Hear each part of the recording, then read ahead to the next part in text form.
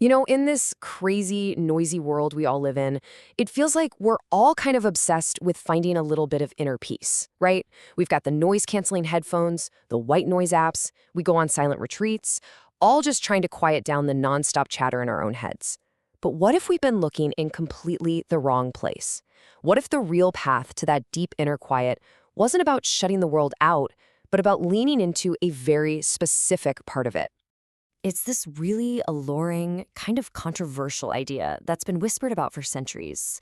What if the path to that profound meditative bliss wasn't about denial and discipline, but, well, about indulgence?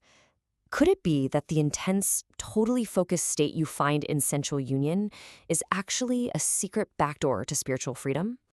Well, the ancient wisdom is actually crystal clear on this.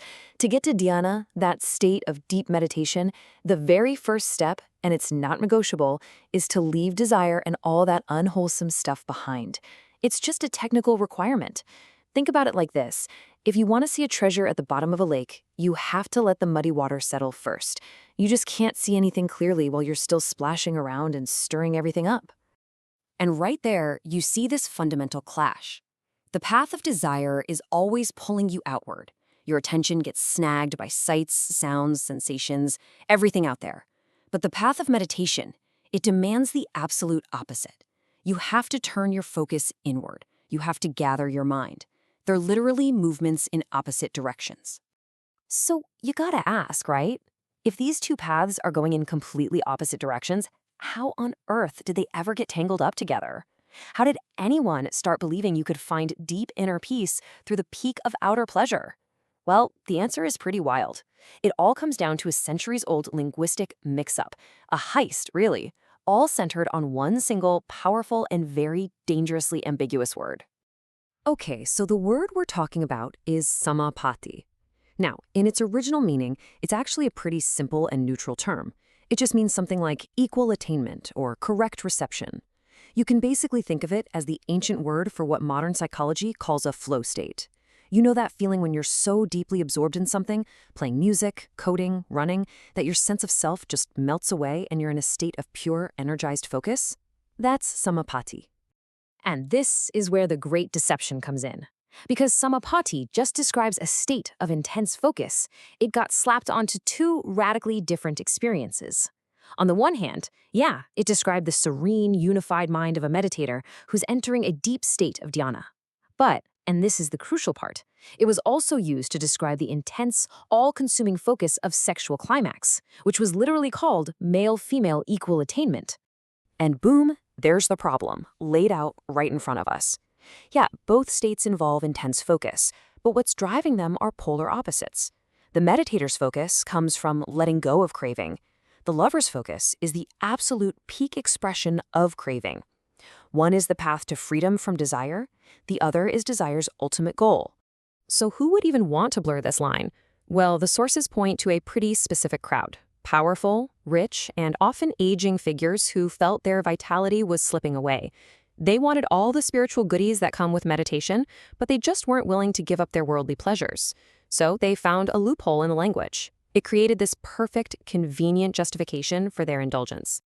Okay, so this really gets to the heart of it, doesn't it? If desire is so powerful that people would rather twist ancient philosophies than let it go, then we've got to understand what it even is. The ancient wisdom didn't see it as just one thing, but as 5 distinct threads. Now, when the texts talk about the 5 desires, they're just referring to our 5 senses. But here's the key thing, the really important distinction. The senses themselves are not the problem. Not at all. In fact, they're described as exquisite and wonderful. The issue isn't the beautiful sunset or the delicious food. It's our out-of-control attachment to them, our craving, our inability to just experience them without becoming a slave to them. To really get us to understand this dynamic, the ancient texts use some incredibly vivid metaphors. The first one is that desire is like honey on a blade's edge. It offers this little, fleeting moment of sweetness, sure, but that sweetness comes with an absolute guarantee that if you try to lick it off, you are going to cut yourself. Then there's this other one. It describes desire as a disguised robber. It comes up to you looking all friendly, promising happiness and satisfaction, but its real goal, to break into your mind and steal your most valuable stuff, your peace, your freedom, your self-control. But maybe the most powerful, the most visceral metaphor of them all is reserved for the desire between men and women, which the texts see as the most potent of all. It's compared to a tightly wound rope that binds us together. And the description is, it's shockingly visceral. This rope of passion, it says, binds you so tightly that it breaks your skin, tears your flesh, and even shatters your bones. And even then, after all of that self-inflicted pain, we still refuse to let it go. It's just a perfect picture of the destructive, all-consuming, and addictive nature of unchecked craving. So what do we do? The path forward isn't about just gritting your teeth and denying everything. It's about a clear-eyed shift in how you see things.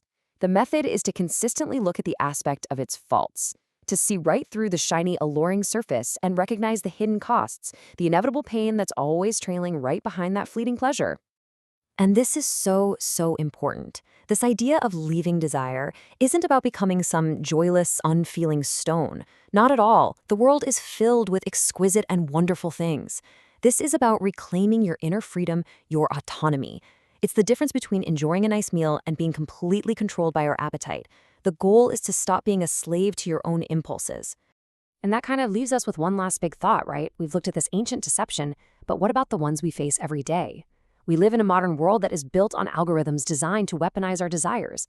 From the endless scroll on social media to the constant ads telling us what to buy, how often are we licking honey from a blade without even knowing it? Are we really in control, or are we just being led around by a much more sophisticated digital version of that same tightening rope?